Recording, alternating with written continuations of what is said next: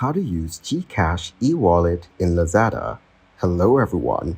In this video, I will show you how to use the Gcash e-wallet in Lazada. Start by opening the Lazada application on your mobile device. Browse through Lazada and add the items you want to purchase to your cart. Once you have added all the items to your cart, tap on the cart icon and then tap on Checkout. During the checkout process, when prompted to choose a payment method, select Gcash. You'll be directed to the Gcash payment page. Enter your Gcash mobile number and confirm the payment amount. You may receive an OTP on your registered Gcash mobile number. Enter this OTP to authorize the transaction. After entering the OTP, confirm the payment details and tap on Confirm or Pay Now to complete the transaction. Once the payment is successful, you will receive a confirmation from Lazada that your order has been placed. Thank you guys for watching this video. Hope you got some value.